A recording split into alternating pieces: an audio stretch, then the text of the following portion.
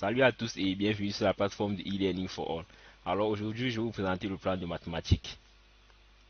Alors je suis Tamgo Fauté Anel Criticos. J'ai eu une mention assez bien au baccalauréat et j'ai fait troisième année à l'École nationale supérieure polytechnique option génie informatique. Comme expérience, j'ai fait 2 ans de sciences mathématiques et physique à l'UNSP. Avec cette expérience-là, je vais vous montrer beaucoup de choses. Alors tout au long de ce cours, nous allons vous montrer les techniques très efficaces à appliquer face aux exercices de mathématiques. Améliorez votre façon de raisonner afin de vous permettre de résoudre efficacement des exercices difficiles. Et puis augmenter vos chances de réussite en vous entraînant dans un environnement adapté au concours. Alors le cours est subdivisé en chapitres. Chaque chapitre comporte plusieurs exercices d'application, un support PDF disponible sur la plateforme, une série de quiz disponibles sur la plateforme également. Alors nous allons démarrer par l'algèbre d'analyse des bases. Donc ici c'est vraiment la base des bases. Nous allons voir les techniques de résolution des équations, les polynômes, et puis nous allons manipuler les racines carrées. Et enfin on va voir quelques formules pertinentes telles que le binôme de Newton, formule du binôme de Newton. Ensuite nous passons au raisonnement mathématique. Donc comment démontrer? Là on va voir la récurrence, la démonstration par contraposé, par contre-exemple, par l'absurde, et puis la démonstration directe. Et au chapitre 3, nous allons voir l'arithmétique. Dans la logique mathématique, les ensembles n et z, la divisivité dans z, le PPCM et le PCC, deux entiers relatifs, les nombres premiers et enfin la notion de congruence. Là, au chapitre 4, nous allons voir la trigonométrie. Donc là, c'est un chapitre premier. Là, nous allons vraiment rappeler la trigonométrie. Donc quelques notions là-dessus. En passant par les généralités, puis quelques formules de trigonométrie. Là, en cinquième position, nous allons voir les barycentres. Donc les barycentres de n points pondérés, les lignes de niveau. Et puis au chapitre 6, nous allons voir un nombre complexe. Donc ici, c'est l'ami de tout le monde, un truc vraiment hyper facile. Donc là, nous allons voir les généralités des nombres complexes. Nous allons utiliser différentes formes de nombres complexes, connues déjà depuis la terminale même. La géométrie plane des nombres complexes, les barycentres et les nombres complexes. Et puis là, nous allons aussi voir les géométries et les applications affines.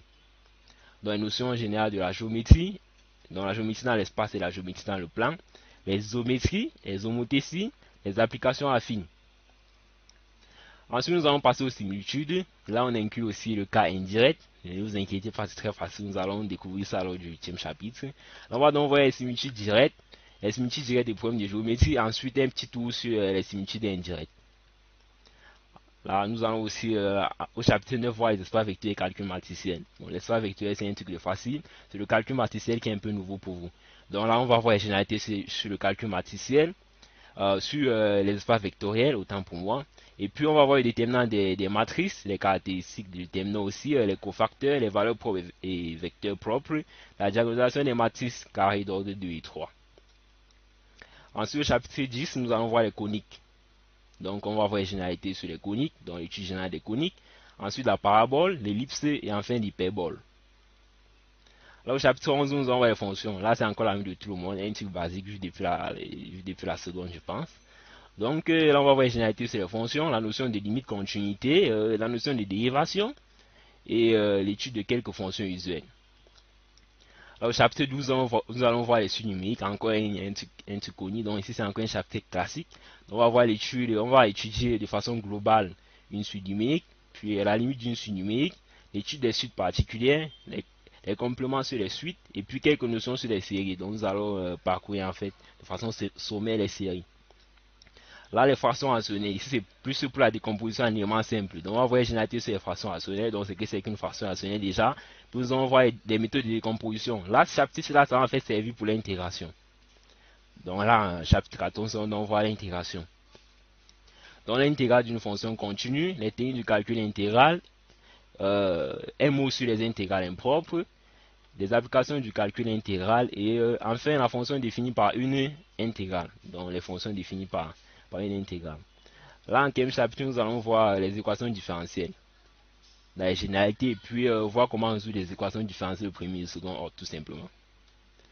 Là, en 16e position, nous allons voir, nous allons appliquer, donc nous allons voir quelques applications avancées de l'intégrale. Ici, c'est généralement centre de gravité, moment d'inertie. Donc, ce sont les deux notions là. Donc, on va se centrer en fait du côté, on va se centrer en fait sur le côté mathématique de ces notions physiques. Là, en 17e position, on va voir on va faire en fait la probabilité. Donc l'analyse combinatoire, calcul de probabilité, variable aléatoire, loi de probabilité. Il faut aussi noter que ce chapitre c'est vraiment important vu que ça vient toujours au concours. Et là en dernière position, nous allons voir les courbes paramétriques. Donc les généralités et puis la méthode de construction des courbes paramétriques. Alors pour visiter notre plateforme, vous pouvez taper, vous pouvez utiliser cette adresse tfarafrique.com ou bien pour nous contacter, vous utilisez ce numéro qui s'affiche. Nous sommes situés à Yaoundé au Cameroun, à Tota Melen. Et vous pouvez aussi utiliser notre adresse email qui est tfarafrique@gmail.com.